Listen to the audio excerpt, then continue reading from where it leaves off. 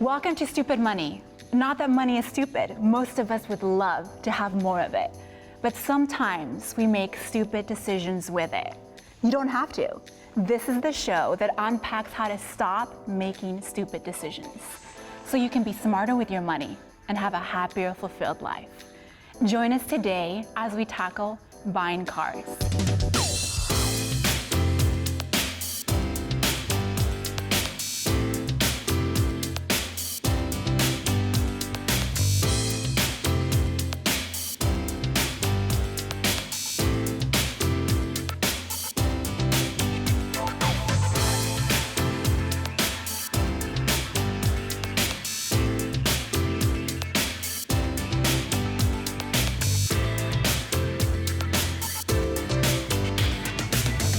Thank you for joining us. I'm Diana, and I'm here with John and Vivian. And Vivian, what are some stupid things we do with our money? Ladies, we go shopping and we buy clothes that are one size too small.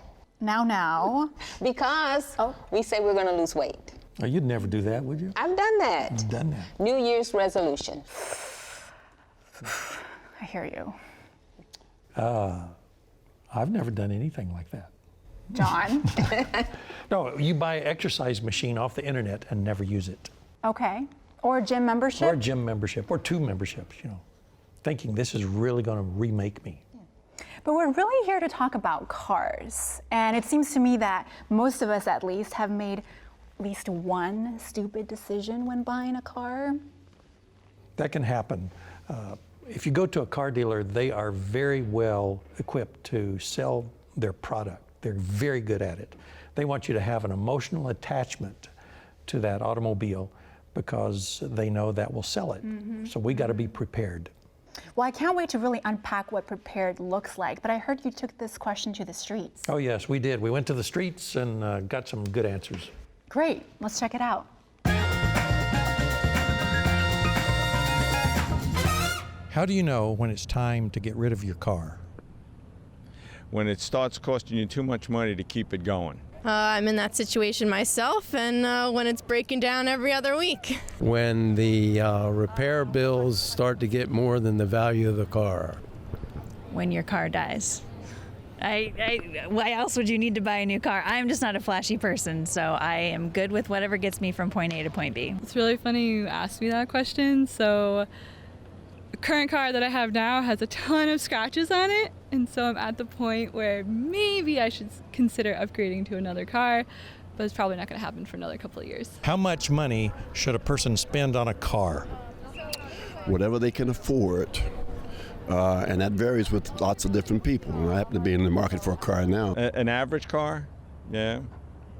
I'd say about $25,000 is probably close enough. I wouldn't want to do more than that, maybe 30, but I doubt it. As little as possible to have reliable transportation. I don't want to spend anything more than $40,000. Why?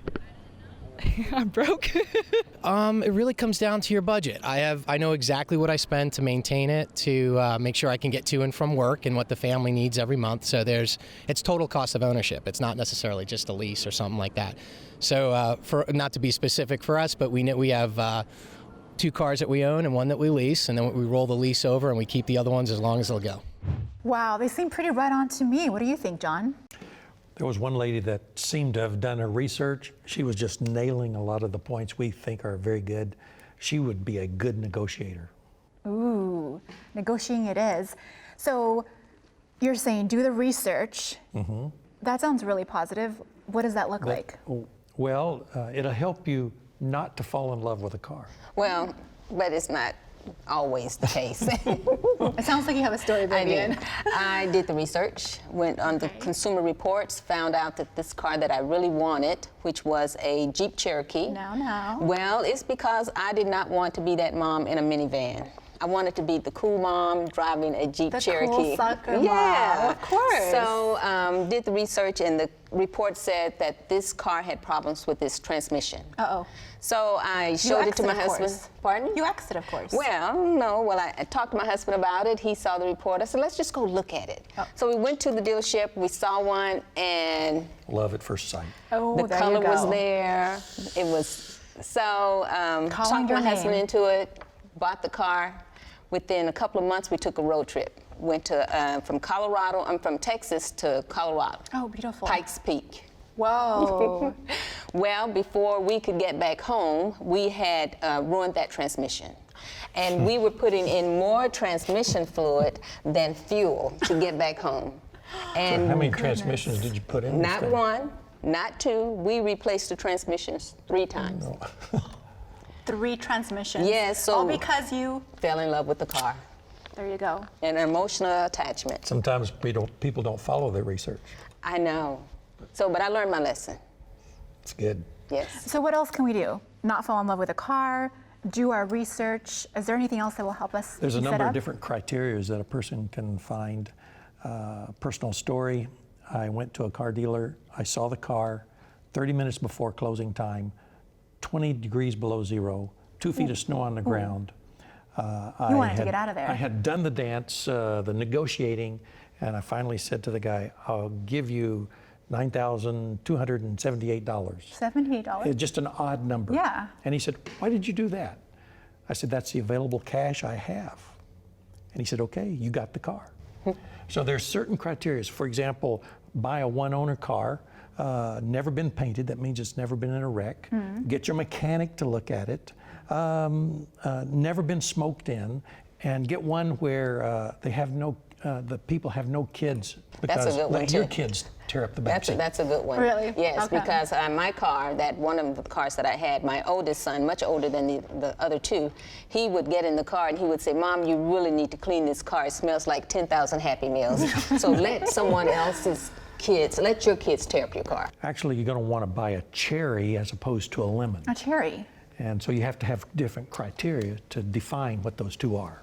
And what's my cherry?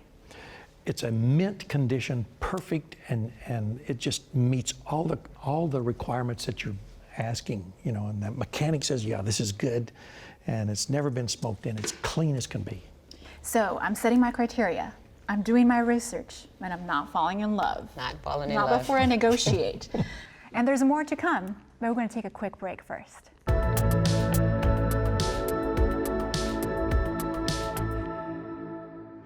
Hey, welcome to today's Money Hack. I want to talk to you about saving money on your car repairs. Most car owners will spend about $700 a year maintaining a car, and a chunk of that comes from repairs. So, check it out. I get it that not everybody's ready to change a head gasket or rebuild a transmission, but there are several repairs that are very doable. Today we're going to discuss changing your brake pads.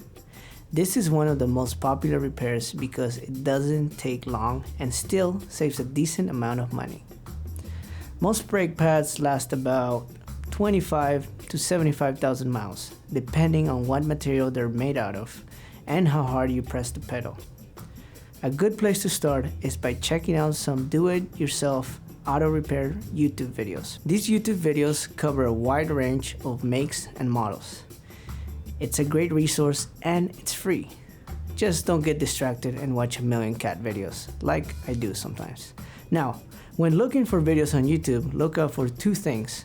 Number 1, look at the ratings of the video. If they're good, keep watching. Number 2, look at the top comments to see if other people have further input that might help you. There are a couple ways to check brake wear on disc brakes. Looking and listening. First, every now and then, you should look through the spaces between the wheel spokes. Generally, there should be at least 1/4 inch of pad between the outer metal of the brake and the rotor. If there's less than 1/4 inch, then you should change them. The second way of checking your brakes is easier. Do you hear a squeal every time you apply the brakes? That is likely the sound of a metal shim called an indicator. It is warning you to change the brake pads. Don't mess around if you hear the sound. If not taken care of, you will likely ruin your rotors, which will cost you a lot more to repair. So, how much will changing your own brake pads cost you? If you just replace the front brakes, the brake pads themselves will probably cost you about $30. After that, it's just the time it takes you to look up a good YouTube video and do the job itself, which takes about 30 minutes to an hour. The average front brake pad replacement at an auto shop is $150, so you'd likely save at least a cool $100 by doing the job yourself. If you feel uncertain about the process, just ask a handy friend to assist you for the first time through. Well, that's it. Just YouTube videos, brake pads, and some nice savings. Thanks for joining us on today's Money Hack.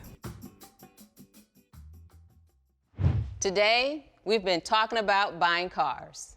In this segment, Stewardship for Dummies, we are going to listen in as Luke tries to buy a car.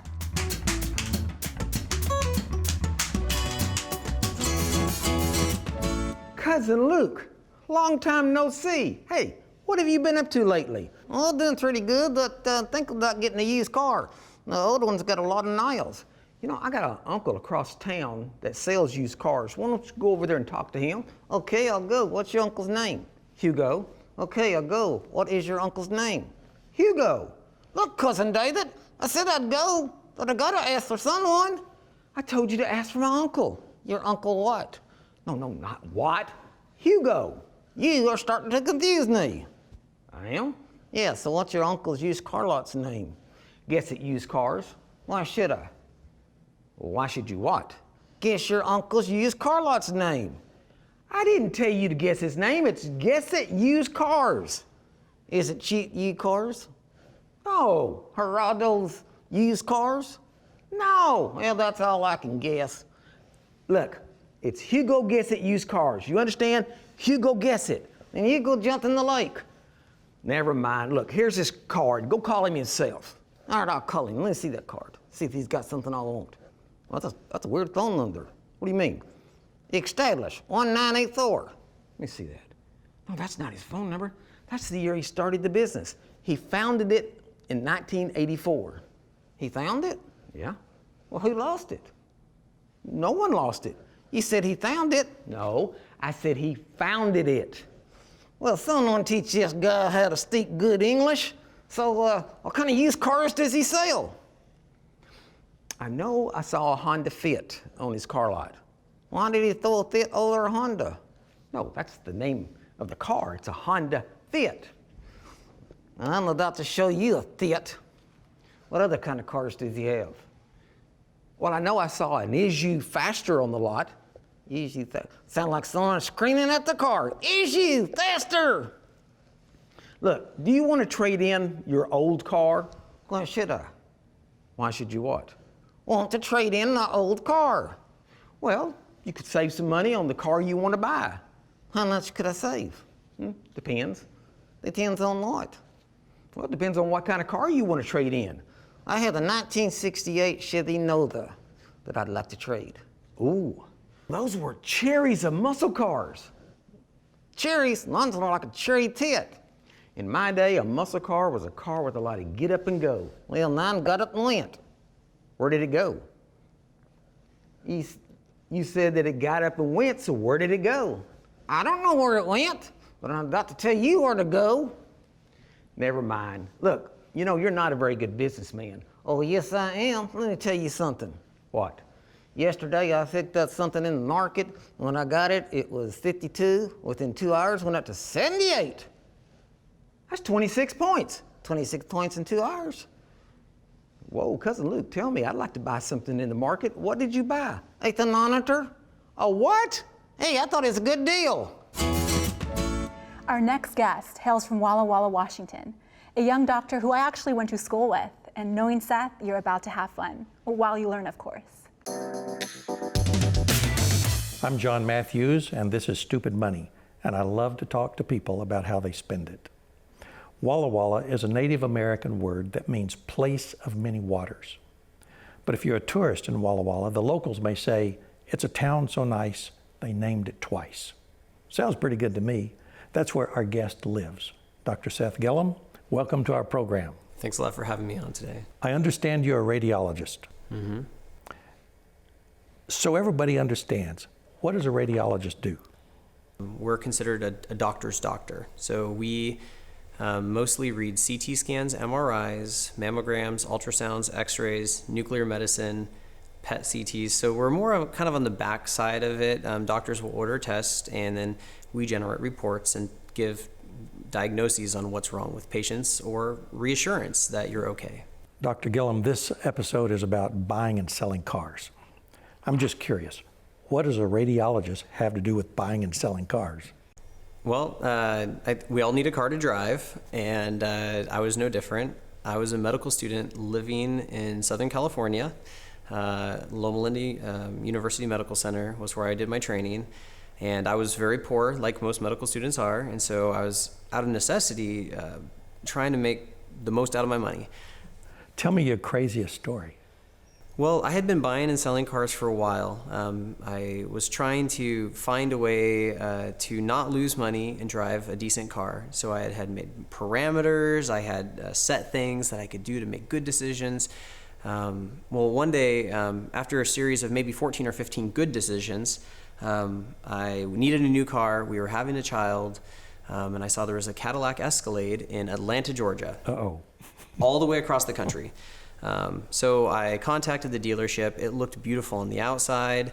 Sight unseen, I didn't drive out there. I didn't inspect it. Didn't do any of these decisions, which I kind of let go of a lot of protocols I'd established, and had it shipped out, paid $1,200, which added to the expense. It was a salvage title.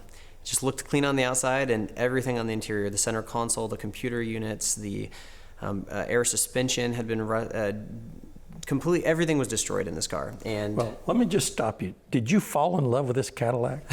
Well, I've got to say that probably my pride and ego got a little bit. It looked beautiful, and it was so cheap. It was only selling for about 40% of what the going Escalades were going for. So you had all these guidelines, protocols, and you didn't follow them. What happened there? Well, I think sometimes in life, you really want to swing for the fences, and I saw it like it could be a really good investment. It was so cheap, so inexpensive, it looked so nice, and I thought, well, maybe if I could just fix a few things in this car to make it run. The brakes I knew were bad, the suspension was bad. I thought, well, I can do some work myself. I can, I knew a couple of inexpensive auto mechanics, and so it wasn't just a frivolous idea. I really had some basis for it to why I could justify kind of throwing away a lot of guidelines that I had established for buying and selling cars. You know, when people buy vehicles, they can buy a used car, buy a new car, they can buy salvage titles. For you, how bad did it really get? Well, I knew that this car was a salvage title. I knew it didn't run, but I knew it had all the components. The seats were there, the electronics were there. The guy from FaceTiming with a video, I could see that the electronics worked. Well, I paid for the shipping. We got it here to to California, came off the truck, didn't run, had it immediately brought to the mechanic shop. That's when kind of the disaster avalanche started. One after another things, they first found that most of the electronic fuses were out. So we took about a month and a half, and I had to replace the central wiring harness for the whole car. I found the brakes weren't there. I had to replace all the sensors for the brakes, and I thought, oh, well, surely this is the last thing that needs fixed. So then they expected, and they found out the airbags, 3 of the airbags were missing, actually. Oh, I didn't see that coming until we had the roof down. So then I thought, well, that's the last thing. So then I would find a company and buy an airbag. Well, finally we got the car to the point where it was running, and I was probably over $10,000 or $12,000 deep of repairs. We turned it on, and the engine sounded awful. We opened up the transmission and drained out transmission fluid that looked like sand, and we found out it had been a Hurricane Katrina disaster car. This is making me feel bad. It reminds me of a Corvette I bought one time that was a salvage title, but go ahead. I mean, where was the turning point on all this? Well, it got to the point where it was affecting me. My wife was stressed out. It was affecting my life. I was anxious. I was stressed. I had some negative deals. Then trying to save myself from a bad deal, I bought a Transmission from a guy without verification, without warranty from a guy in Texas. The transmission didn't work. I got swindled multiple times. And it's kind of one of those things where when you're trying to save yourself out of a bad decision, instead of just cutting your losses, sometimes you just keep digging yourself deeper and deeper and deeper because you don't want to admit to yourself defeat. You got to stop digging somewhere. You got to stop digging sometimes. And it got to the point where spiritually, I was struggling because I was anxious. My marriage was struggling a bit because we were medical students. Actually, by that point, I was starting residency, and we didn't have a lot of extra money, and all the money was being eaten up. And I kept telling my wife, one more thing, one more fix. Surely it's got to be right. And I kept thinking, and I couldn't get the engine lights out, couldn't get this out. And we went through a series of about a year of shop to shop to shop, fixing it. And by the time we're done, I had almost $25,000 of additional money sunk into this car. I got a question for you. There's no text in the Bible that says, buy this car, buy this vehicle, or buy this house. So when you started to realize what this was doing to you, how did that affect you spiritually, and what lessons did you learn? You know, at the same time that I had these negative things going with the Escalade, we also got robbed. 3 times in Southern California. I was hurting from that, and I had used up my reserve money on the car, and it just was the last straw. And I got to the point where I would wake up in the morning and my heart was just beating, boom, boom, boom, boom, boom, and I was breathing fast. It was really taking a toll on me emotionally and spiritually. And then finally one day I remember I had a real moment where I was out by myself, and I started to realize I was short with people. I wasn't giving them the grace that I normally had an emotional capacity to give because I was so stressed. And I realized I wasn't treating people kindly. I wasn't treating my wife kindly. It was really affecting me in every area. And spiritually, I went out with God, and I really had a time on my knees, and it was amazing. God, I remember it came down to one day where I had to have a moment where I said, God, I give this to you. I am so sorry. My pride got in the way. I was swinging for the fences. I probably should have taken more caution. And I gave it to him and said, you know what? I have a roof over my head. I have a wonderful wife. I need to focus on all the positive. And I let it go. And it was this emotional weight just released from my body. And I said, you know, Melissa, that's my wife's name. I said, you know, we're going to be all right. And God's going to get us through this. And he didn't take away the pain, and he didn't take away the financial impact. But we got through it. Seth, that's a powerful story. But I have a question. I come to you. I like to spend money. I like to buy cars. If I could work on them and flip them, I'd do that. What kind of guidelines would you give me? Everyone has a different comfort level of what kind of risks they're willing to take. So I think you need to establish a few guidelines for yourself. I'll tell you what a few of my big ones were. I think one, you need to really make sure you do market research. We have so many tools now with online that you can really go to a big marketplace like Los Angeles or Atlanta or Washington, D.C. or somewhere that's large and make sure that you really understand what a good price is. Number 2, I would stay away from high-priced cars.